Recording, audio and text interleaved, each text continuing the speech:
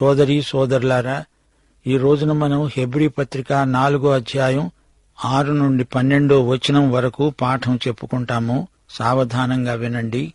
దేవుడు అంటున్నాడు, ఎవరో కొందరు విశ్రాంతిలో ప్రవేశిస్తారు అనే మాట నిశ్చయము గనుక ముందు సువార్త విన్నవారు అవిధేయత చేత ప్రవేశింపలేదు గనుక నేడు మీరాయన మాట విన్న ఎడల మీ హృదయాలను కఠినపరచుకోవద్దని వెనుక చెప్పబడిన ప్రకారము ఇంతకాలమైన తరువాత దావీదు గ్రంథములో నేడు అని ఒక దినమును నిర్ణయిస్తున్నాడు.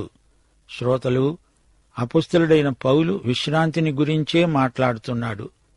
విశ్రాంతిని గురించిన వాగ్దానం నిలిచి ఉంది. పాత నిబంధన కాలములోని ఇశ్రాయేలీయులు అందులో ప్రవేశించలేకపోయారు. అందుకే దావీదు కీర్తనల గ్రంథంలో విశ్రాంతిలో ప్రవేశించే రోజు అనేది నిర్ణయించబడింది అంటున్నాడు. అసలు రహస్యమేమిటంటే, ఇశ్రాయేలీయులు పూర్తిగా ఈ విశ్రాంతిని పోగొట్టుకొని దూరమైపోలేదు.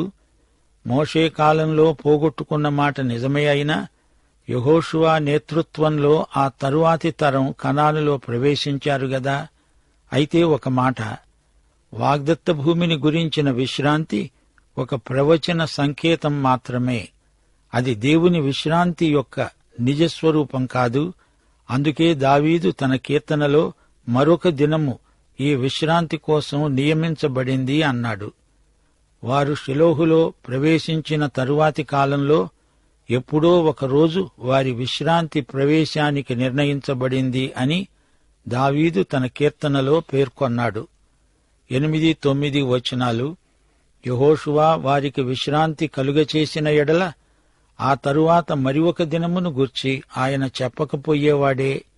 కాబట్టి దేవుని ప్రజలకు విశ్రాంతి నిలిచి ఉన్నది. దేవుని ప్రజలకు అసలైన సబ్బాతు రాబోతోంది. ఆ దినము నియమించబడింది అనే ప్రవచనం దావీదు ద్వారా పలుకబడింది. సబ్బాతు భావన ప్రవచనాత్మకమైనది. అది యేసుక్రీస్తు వైపునకే చూపుతుంది. సబ్బాతు అంటే దేవుని విశ్రాంతి. అది జగత్పునాది నుండి నిర్ణయించబడింది. ఈ దినం ఇశ్రాయేలీయులకే కాదు, విశ్వాసులందరికీ దేవుడు నిర్ణయించాడు. దేవుని ప్రజలకు విశ్రాంతి నిలిచి ఉంది. దేవుని ప్రజలంటే విశ్వాసులందరూ. 10వ వచనం, ఎందుకనగా దేవుడు తన కార్యములను ముగించి విశ్రమించిన ప్రకారము ఆయన విశ్రాంతిలో ప్రవేశించిన వాడు కూడా తన కార్యములను ముగించి విశ్రమిస్తాడు. దేవుని విశ్రాంతి అన్నప్పుడు దాన్ని భౌతిక దృష్టితో పూర్తిగా గ్రహించలేము. ప్రవేశించిన వాడు ఆయనే విశ్రమించాడు. ఈ విశ్రాంతి క్రీస్తును చూపుతున్నది. శ్రోతలు గ్రహించండి. మానవునికి సృష్టి మీద సర్వాధికారము ఇవ్వబడింది. కాని మానవుడు ఆ అధికారాన్ని నిలుపుకోలేకపోయాడు. అయితే యేసు దాన్ని చేజిక్కించుకున్నాడు. గనుక యేసుక్రీస్తునందు మానవుడు పోగొట్టుకున్నది తిరిగి పొందాడు. అలాగే దేవుని విశ్రాంతి మానవునికి ఇవ్వబడింది. అయితే మానవుడు దాన్ని పొందలేక పోగొట్టుకున్నాడు.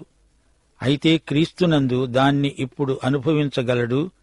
ఆ విశ్రాంతిలో చేరగలడు. యేసుక్రీస్తు ప్రధాన యాజకుడు. క్రీస్తు దేవుని విశ్రాంతిలో ప్రవేశించాడు. దేవుని ప్రజలను దానిలోకి ఆయనే నడిపిస్తాడు. ప్రతి మానవునికి ఇట్టి విశ్రాంతి కోసం అంతరంగంలో ఆశ ఉంటుంది. క్రీస్తు పరలోకంలో దేవుని కుడిపార్శ్వమున కూర్చున్నాడు. ఆ అద్భుతమైన విశ్రాంతిలో మనం ప్రవేశిస్తాము. ఒకసారి దావీదు అన్నాడు, నేను గువ్వనై రెక్కలతో ఎగిరిపోతే ఎంత హాయిగా ఉంటుందో. అతని ఆత్మ విశ్రాంతిని కోరింది.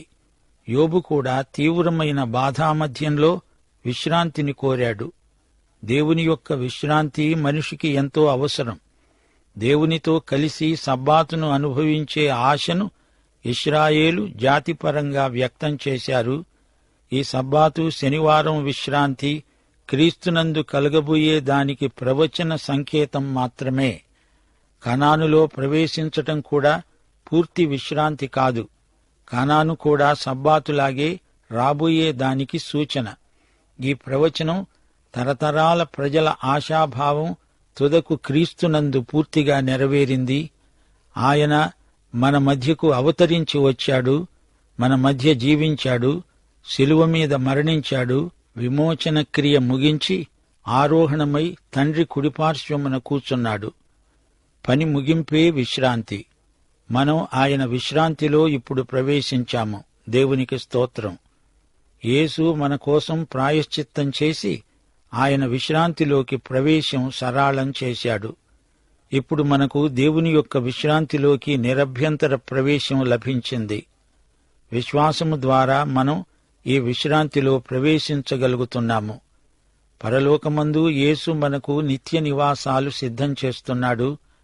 మనము నిరీక్షించే ఆ నిత్య విశ్రాంతికి సంచకరువుగా ఇక్కడే దానిని అనుభవిస్తున్నాము. ప్రియశ్రోత, క్రీస్తు పరలోకంలో మనకు ప్రధాన యాజకుడు. ఆయన మహాయాజకత్వ పరిచర్య మనకెంతో ఆదరణ, ప్రోత్సాహం. 11వ వచనం, కాబట్టి అవిధేయత వలన వారు పడిపోయినట్లుగా మనలో ఎవడునూ పడిపోకుండా ఆ విశ్రాంతిలో ప్రవేశించడానికి జాగ్రత్త పడదాము. ఇశ్రాయేలు ప్రజలు పడిపోయినట్లు మనం పడిపోతామేమో జాగ్రత్త. వారిలాగా అవిధేయులు కాకండి. అవిధేయత, అవిశ్వాసం ఇశ్రాయేలు పతనానికి కారణాలు అని చరిత్ర నేర్పిన పాఠం నేర్చుకోండి. వారి తొట్రుపాటును మీరు అనుకరించకండి. 12వ వచనం, ఎందుకనగా దేవుని వాక్యము సజీవమై బలము గలదై రెండంచులు గల ఎటువంటి ఖడ్గము కంటెను వాడిగా ఉండి ప్రాణాత్మలను కీళ్లను మూలుగను విభజించునంత మట్టుకు దూరుతూ హృదయము యొక్క తలంపులను ఆలోచనలను శోధిస్తున్నది. ప్రకటన గ్రంథం 19వ అధ్యాయం 15వ వచనం, ఆయన నోటి నుండి అనగా యేసు ప్రభువు నోటి నుండి వాడిగల ఖడ్గము బయలువెడలుతున్నది. యెషయా గ్రంథం 11వ అధ్యాయం 4వ వచనం, ఆయన తన వాగ్దండముతో కొడతాడు, అది ఆయన పెదవుల ఊపిరి. ఇది దేవుని వాక్యమనే ఆత్మ ఖడ్గం, సర్వాంగ కవచములో ఒక భాగం. హెబ్రీ పత్రికలో దేవుని వాక్యమంటే దేవుని పలుకు, మాట, దేవుని తీర్పు. వెనకటి ఇశ్రాయేలీయులకు ఈ వాక్యమే తీర్పు తీర్చింది. నా విశ్రాంతిలో ప్రవేశించరు అన్నదే ఆ తీర్పు. దేవుని వాక్యము, దేవుని కుమారుని నోట వెలువడే ఈ వాక్యము నాడు నేడు ప్రజల అవిధేయతకు, అవిశ్వాసానికి తీర్పు తీరుస్తోంది. దేవుని వాక్యము సజీవమైనది, బలము గలది, ప్రభావము గలది. దేవుని వాక్యం కార్యకారి, కార్యసాధకం, కార్యానుకూలమైనది. దేవుని వాక్యంలో దేవుని జీవమున్నది.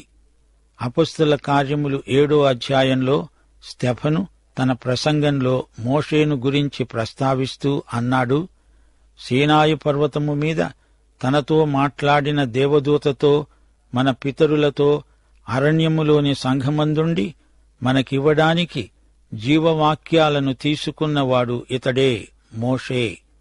వాక్య ఖడ్గం పదునైనది. మనుష్యుని అంతరాంతరాలలోనికి దూసుకొని పోతుంది ఈ ఖడ్గం.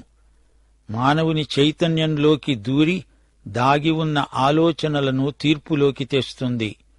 ఇది చాలా పదునైన ఖడ్గం. జాగ్రత్త. ఈ దేవుని వాక్యాన్ని నిర్లక్ష్యం చేస్తే దేవుని వాక్యపు తీర్పు చాలా తీక్షణమైనది. నీ లోపల ఉన్నదంతా కోసి బయటపడేస్తుంది. ప్రాణమును ఆత్మను విభజిస్తుంది. ఇది ఆధ్యాత్మిక విభజన.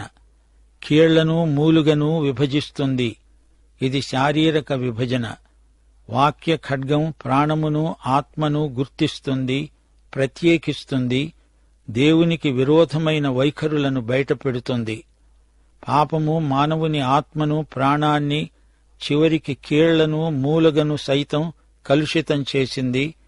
శరీరాన్ని, ఆత్మను సునిశితంగా పరిశీలిస్తుంది దేవుని వాక్య ఖడ్గం. మానవుని లోపల ఉన్నదంతా మనం చూడగలిగేటట్లు తెచ్చి దేవుని ముందు ఉంచుతుంది వాక్య ఖడ్గం. మానవుని నిర్మాణం పౌలీయ భావనలో 3 భాగాలు: 1 శరీరం, 2 జీవం, 3 ఆత్మ. సోమా, సుకే, న్యూమా. సోమా అంటే శరీరం, సుకే అంటే జీవం, న్యూమా అంటే ఆత్మ, జీవం లేక ప్రాణం. ఈ 3 గ్రీకు మాటలు. ఆత్మ దేవుని వైపు మొగ్గుతుంది. జీవం శరీరాత్మలకు మధ్యలో ఉంది. ఆత్మకు మనస్సాక్షి కూడా ఉంది. పరిశుద్ధాత్మ మానవాత్మను ప్రభావితం చేస్తాడు. ఎముకలకు మధ్య దూరటం కాదు. ఎముకలకు వాటిలో ఉన్న మూలుగకు మధ్యగా వాక్య ఖడ్గం దూసుకుపోతుంది. శరీరం లోపలి జీవం ఇంకా లోపల ఉన్న ఆత్మ గుండా ఈ వాక్య ఖడ్గం దూసుకుపోతుంది. 1 కొరింథీ 14:25 అతని హృదయ రహస్యాలు బయలుపడతాయి. అతడు సాగిలపడి దేవునికి నమస్కారం చేస్తాడు. దేవుని వాక్యం మనిషి అంతరంగాన్ని పరిశోధిస్తుంది, తీర్పు తీరుస్తుంది. మానవుని చేతనను, అంతరంగాన్ని పూర్తిగా వెదికి లోతుగా దూరి రహస్యమందున్న వాటిని కూడా బయటికి తెచ్చి తీర్పు తీర్చేదే దేవుని వాక్యం. ప్రియ శ్రోత, వింటున్నావా? అవిశ్వాసం చేత మానవులు రక్షణ విశ్రాంతిని పోగొట్టుకుంటున్నారు. నీ ఆత్మకు తృప్తి ఉండదు. అవిశ్వాసం వల్ల దేవుడిచ్చే ఆశీర్వాదాలన్నీ పోగొట్టుకునే ప్రజలకు ఒక హెచ్చరిక. విశ్రాంతి కొరకైన దేవుని పిలుపు ఉన్నది. ఆయన రేపు అనడం లేదు. నేడు, ఈ రోజు, ఇప్పుడే నీకు నిత్య విశ్రాంతి ఇవ్వాలని దేవుడు సంకల్పించాడు. ఈ రోజే నీది, నాది. ప్రియశ్రోత, నీ గడియారం చూసుకో. ఎంత టైమైంది? ఇదే రక్షణ దినం, ఇదే అనుకూల సమయం. ఆయన మాట వినండి. మీ హృదయాలను కఠినపరుచుకోకండి. యెహోషువ అంటే పాత నిబంధనలోని హీబ్రూ భాషలో రక్షకుడు అని అర్థం. అలాగే కొత్త నిబంధనలో యేసు అంటే రక్షకుడు. యెహోషువ వారికి విశ్రాంతి కలుగచేశాడా? అది పూర్తి విశ్రాంతా? అలాగైతే మరొక రోజును గురించి ఎందుకు ప్రస్తావించాడు?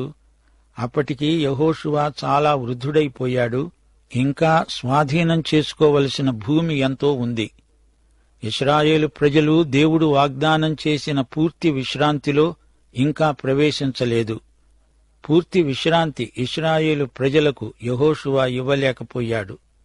అయితే ప్రియశ్రోత, నీవు క్రీస్తునందు విశ్వాసముంచితే క్రీస్తు నిన్ను పరమకానానుకు, విశ్రాంతికి నడిపించగలడు. దేవుని విశ్రాంతిలో నీవు ప్రవేశించి చూడు. అందులో సమృద్ధి ఫలాలు, ఆశీర్వాదాలు, ఆనందం సమృద్ధిగా లభిస్తాయి. ఈ విశ్రాంతి ఈ రోజున మనకెంతో అవసరం. అయితే దీనిని మన నుండి దొంగిలించే శత్రువు అవిశ్వాసం. అవును, దేవుని ప్రజలకు విశ్రాంతి నిలిచి ఉన్నది. అనగా మనమందరము పరలోకమందలి నిత్య విశ్రాంతిలో కలిసి ఉంటాము. పరలోకము అద్భుత సీమ. అక్కడ మనకు తృప్తి, ఆనందం, ఆశీర్వాదం. దేవుడు తన కార్యములను ముగించి విశ్రమించాడు అన్నాము. అంటే దీనిని మీరెలా అర్థం చేసుకుంటున్నారు? దేవుడు అలసిపోయాడా? నేను 6 రోజులు పనిచేశాను, రోజుకు 8 గంటలు పనిచేశాను, పొద్దస్తమానము ఎంతో కష్టపడ్డాను, ఇప్పుడు విశ్రమించాను అన్నాడా? నాకు విశ్రాంతి కావాలి అని దేవుడన్నాడా? అలా కానే కాదు. అది మనమనుకుంటున్న విశ్రాంతి లాంటిది కాదు. సంపూర్ణత అనే విశ్రాంతి, ముగిసింది అనే భావనలోని విశ్రాంతి. సృష్టి ముగిసింది. అప్పటి నుంచి దేవుడు మళ్లీ సృష్టి చేయలేదు. దేవుడు చేసిన సృష్టి సమగ్రం, సంపూర్ణం. అందలి ప్రతి అణువును, పరమాణువును దేవుడే సృజించాడు. అయితే ఈ విశ్వంలో కొన్ని మార్పులు జరుగుతున్నట్లు కనిపిస్తోంది. అది ఏర్పాటులో మార్పే కాని వస్తుతః సృష్టి ఒకేసారి ఆయన చేసిందే. అయితే దేవుడు క్రీస్తునందు నూతన సృష్టి చేశాడు. ఈ నూతన సృష్టి ఎక్కడ ఆరంభమైంది? అదిగో కల్వరి గిరిని చూడండి. పెంతెకొస్తునాడు నూతన సృష్టి రూపుదిద్దుకున్నది. 2 కొరింథీ 5:17 ఎవడైనను క్రీస్తునందున్న ఎడల వాడు నూతన సృష్టి. పాతవి గతించాయి, ఇవిగో కొత్తవయ్యాయి. దేవుడు ఈ రోజున సృష్టిస్తున్నది కొత్తగా దేవుని కుమారులను, కుమార్తెలను. క్రీస్తునందలి విశ్వాసం వలన నూతన సృష్టి అవుతారు. వీరికి దేవుడు విశ్రాంతిని వాగ్దానం చేశాడు. దేవుడు మనకు పరలోక విశ్రాంతిని వాగ్దానం చేశాడు. అయితే అదే విశ్రాంతిని మనం ఇప్పుడే అనుభవించగలం. పరలోకం వైపు మనం నడిచే మార్గమంతా పరలోకమే. దేవుడు విశ్రమించాడు, తన పని ముగించాడు. నీ రక్షణ విషయంలో నీవేమీ చెయ్యనక్కర్లేదు. మనకు ఎట్టి యోగ్యత, అర్హత లేదు. దేవుడు చేసి ముగించిన పనికి ఎవరూ ఏమీ చేర్చలేరు. ఆయన దృష్టిలో మన స్వనీతి మురికి బట్టలు, బట్టపేలికలు. దేవుడు మన నీతిని అంగీకరించడు, గుర్తించడు, ఆమోదించడు. అసలు మనకు నీతి లేనే లేదు. యేసు ఇచ్చిందే నీతి. రోమాపత్రిక 3వ అధ్యాయం 10వ వచనం, నీతిమంతుడు లేడు, ఒక్కడూ లేడు, గ్రహించేవాడెవ్వడూ లేడు, దేవుణ్ణి వెదికేవాడు ఎవ్వడూ లేడు. యేసు ప్రభువు మనకు ఇచ్చేది సంపూర్ణ రక్షణ. ఆయన ముగించిన పని అది.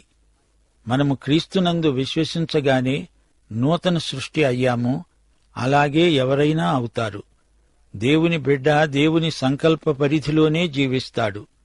దేవుని విశ్రాంతిలో ప్రవేశించి దేవుని పని చేస్తాడు, ఆనందిస్తాడు. దేవుని విశ్రాంతిలో ప్రవేశించడం ఎంతో ఆరోగ్యకరం. మరియా యేసు పాదాల చెంత కూర్చుంది. మార్త పనుల్లో తలమునకలై ఉంది. మార్తకు సేవ చెయ్యాలనే ఆశ ఉంది, కాని ఆమెకు దేవుని విశ్రాంతి అంటే ఎలాంటిదో తెలియదు.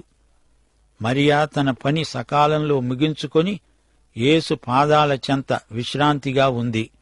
మార్తకు విశ్రాంతి లేదు, పైగా నానా హైరానా పడుతోంది.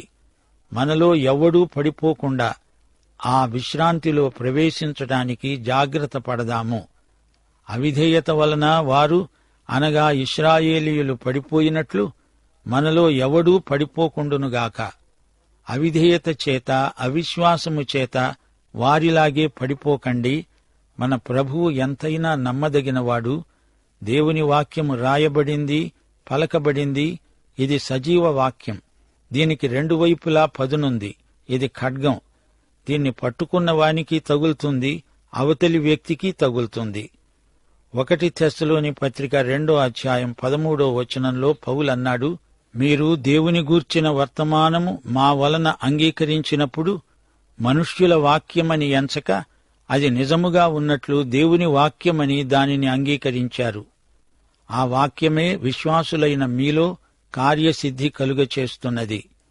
1 కొరింథీ 2వ అధ్యాయం 4వ వచనం పౌలన్నాడు, నేను మాట్లాడినా, సువార్త ప్రకటించినా పరిశుద్ధాత్మ దేవుని శక్తి కనపరచే దృష్టాంతాలనే వినియోగించాను.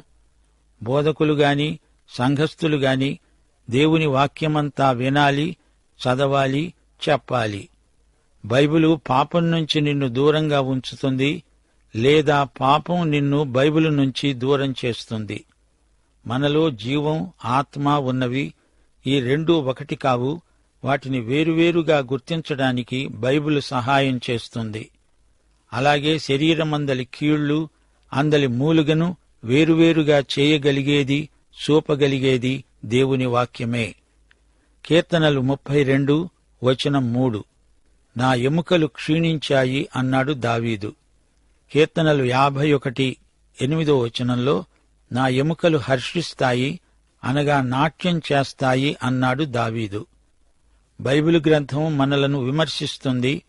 1500 సంవత్సరాల కాల వ్యవధిలో 45 రచయితలు రాశారు.